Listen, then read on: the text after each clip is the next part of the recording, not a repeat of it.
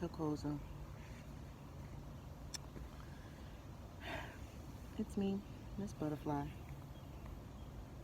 also known as Twaza Dion. I am here at the park by the lake. I just finished burning some impepo and lighting a candle for my ancestors while the candle was still burning. And I'm here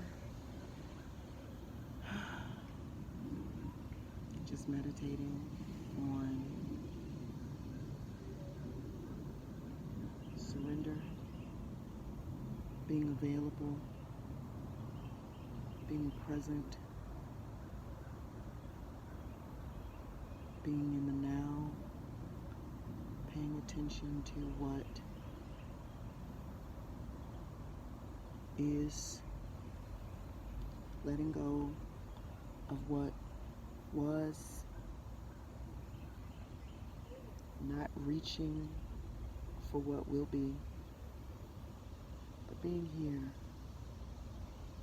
right now, surrounded by nature, a part of nature, embodying nature.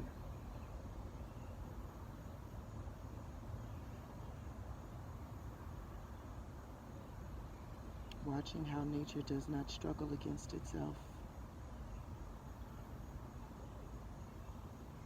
Nature does not fight itself. Nature allows itself to be.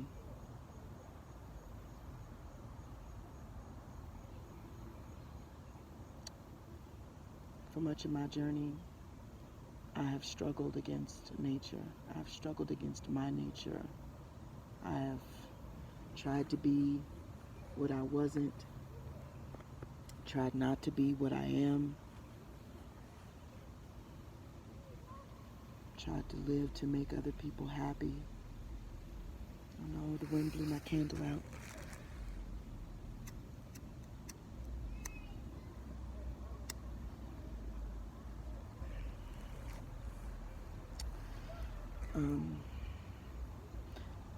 Just really did myself a disservice by trying to please everyone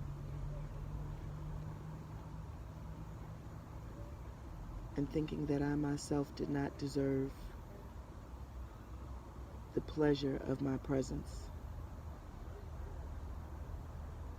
But I'm sitting here and I'm watching the water flow, and I'm feeling the wind blow, and I'm listening to the bugs and the birds and the insects, and I'm watching the bees and the hornets. And a lot of people will say, well, hornets have no purpose, but their purpose is to exist as an expression of the universe. They don't have to do anything. They don't have to be anything. They don't have to conjure up a purpose. They exist, therefore that is their purpose.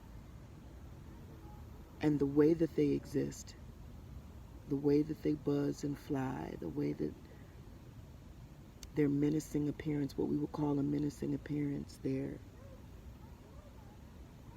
stingers, everything is simply the way they exist.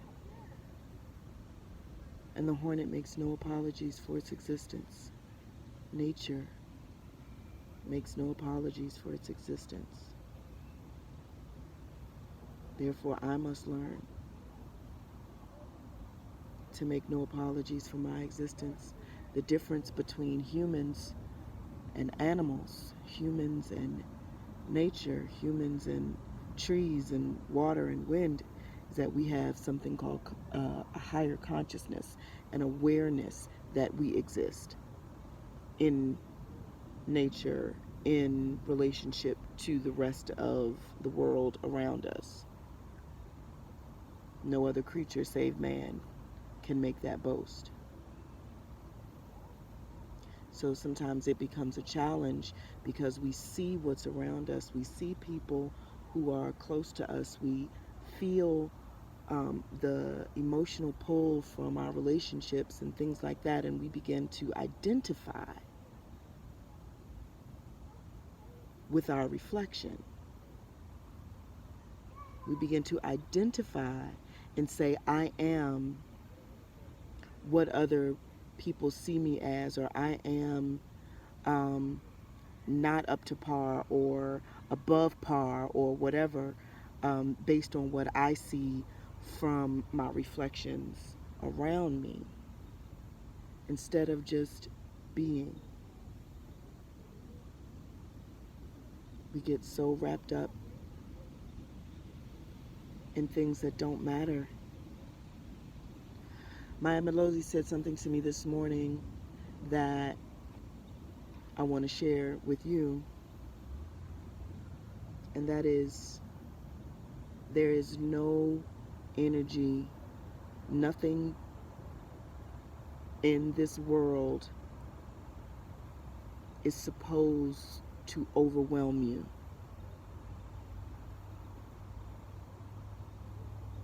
Emotions are not supposed to be overwhelming.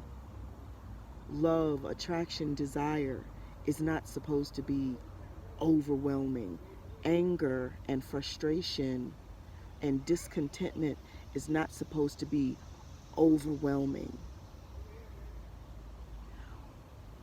I deal with anxiety, even as a Twaza.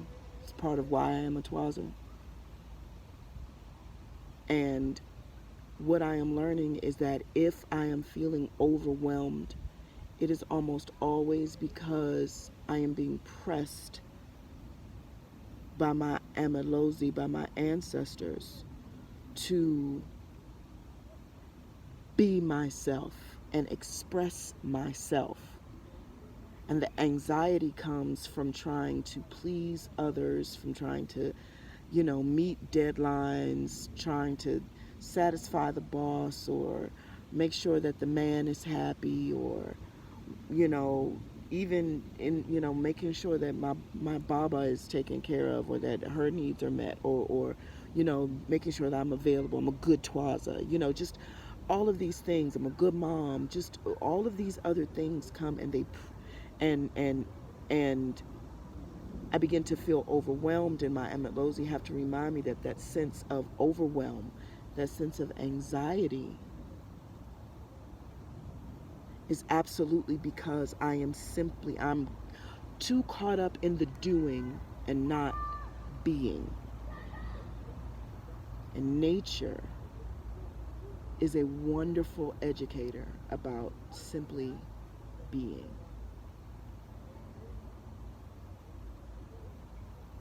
Just be. The wind is going to change. The wind is going to shift. The ground is going to shift. The water changes current and direction in its flow. Everything changes, yet it is nature. I don't know. I guess what I'm just trying to say is I'm learning to surrender into my being.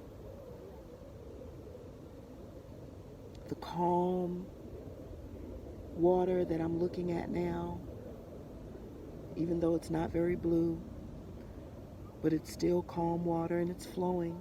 There's a flow. I'm also the raging rapid. I am the lapping wave that gently laps up against your feet, and I am the tidal wave. I am the cool breeze that cools you off on a hot summer day, and I'm also Hurricane Katrina. And one of the things that I'm learning about myself is how to be comfortable in however I am expressing myself, as long as I am expressing myself and I am not expressing somebody else's issues that I done picked up as a sponge, as an empath.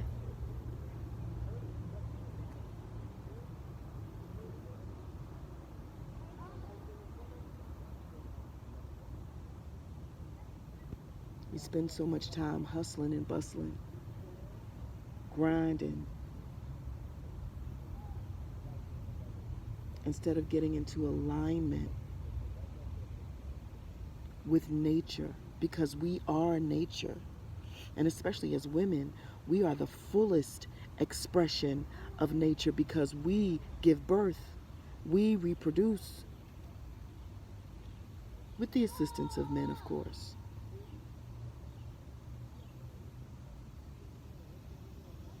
I'm learning to relax, not to hold on to the past, and not to reach into the future, but to be here now, because the truth of the matter is that now is all that exists. 5 minutes from now, it's still going to be now. 20 years from now, it'll be now.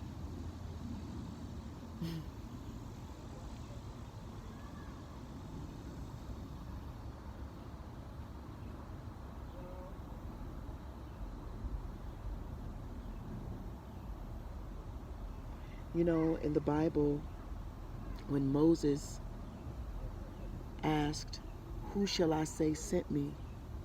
and the voice from the burning bush said, "Tell them I am sent you. I am that I am." That is such a powerful statement. And I was born and raised in the church and was a preacher in my own right. And I am still unpacking that. I am that I am. I am that I am. I am what I am. I am who I am. I am where I am. I am why I am.